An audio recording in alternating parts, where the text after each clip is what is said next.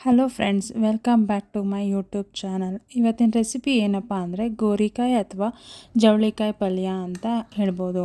ಸಿಂಪಲಾಗಿ ಹೇಗೆ ಮಾಡ್ಕೊಳ್ಳೋದು ಅಂತ ನೋಡೋಣ ಬನ್ನಿ. ಮೊದಲಿಗೆ ಒಂದು ಕುಕ್ಕರ್ಗೆ 2 ಸ್ಪೂನ್ ಎಣ್ಣೆ ಹಾಕಿ ಎಣ್ಣೆ ಕಾದ ನಂತರ 2 ಸ್ಪೂನ್ ಕಡಲೆಬೇಳೆ ಹಾಕಿ ಫ್ರೈ ಮಾಡಿಕೊಳ್ಳೋಣ. ಫ್ರೈ ಮಾಡಿದ ನಂತರ ಅದಕ್ಕೆ ಸಾಸಿವೆ, ಜೀರಿಗೆ, ಕರಿಬೇವು ಹಾಕಿ ಮತ್ತೆ ಫ್ರೈ ಮಾಡ್ಕೊಳ್ಳೋಣ.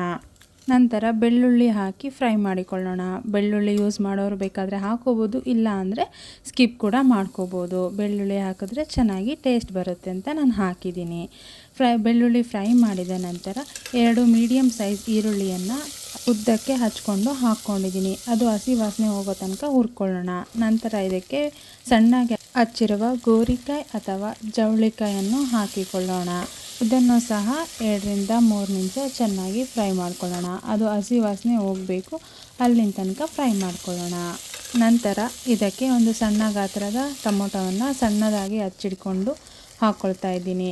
ಇದಕ್ಕೆ ಅರಿಶಿನ, ಉಪ್ಪು ಎರಡನ್ನೂ ಸೇರಿಸಿ ಮಿಕ್ಸ್ ಮಾಡಿಕೊಳ್ಳೋಣ ಚೆನ್ನಾಗಿ. ಅರಿಶಿನ, ಉಪ್ಪು ಹಾಕೋದ್ರಿಂದ ಟೊಮೊಟೊ ಬೇಗ ಕೂಡ ಬೇಯುತ್ತೆ. ಆದ್ದರಿಂದ ನಾನು 3 ಜೊತೆಗೆ ಹಾಕ್ತಾ ಇದ್ದೀನಿ.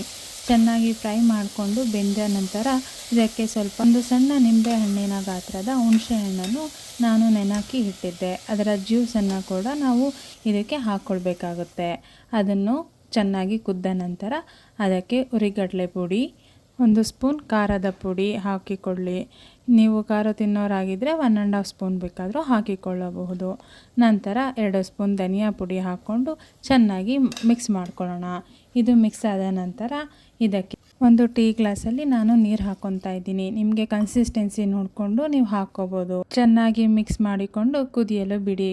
ಅದು ಕುದಿಯುವಾಗ ಅದಕ್ಕೆ ಸ್ವಲ್ಪ ಕಾಯಿ ಮತ್ತು ಕೊತ್ತಂಬರಿ ಸೊಪ್ಪನ್ನು ಸಣ್ಣಗೆ ಕಟ್ ಮಾಡಿ ಹಾಕಿಕೊಳ್ಳಿ. ಚೆನ್ನಾಗಿ ಮಿಶ್ರಣ ಮಾಡಿದ ನಂತರ ಒಂದು ಕುದಿ ಬಂದು ಕುಕ್ಕರಿನ ಬಾಯಿಯನ್ನು ಮುಚ್ಚಿ.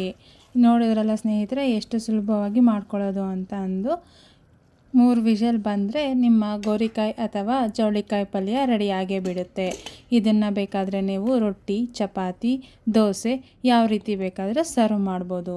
ನೋಡಿ ಎಷ್ಟು ಚೆನ್ನಾಗಿ ಬಂದಿದೆ ಅಲ್ವಾ? ತುಂಬ ಚೆನ್ನಾಗಿರುತ್ತೆ ಸ್ನೇಹಿತರೆ. ಒಂದ್ಸಲ ಟ್ರೈ ಮಾಡಿ ನೋಡಿ, ಕಮೆಂಟ್ ಮಾಡಿ ಹೇಳಿ ಹೇಗೆ ಬಂತು ಅಂತ. ಸೊ ನಿಮಗೆ ಈ ವಿಡಿಯೋ ಇಷ್ಟ ಆಗಿದರೆ ಪ್ಲೀಸ್ ಲೈಕ್ ಮಾಡಿ, ಶೇರ್ ಮಾಡಿ, ಸಬ್ಸ್ಕ್ರೈಬ್ ಕೂಡ ಮಾಡ್ಕೊಳ್ಳಿ. ಹಾಗೆ ಬೆಲ್ ಐಕಾನ್ ಕೂಡ ಕ್ಲಿಕ್ ಮಾಡಿ. Thank you friends.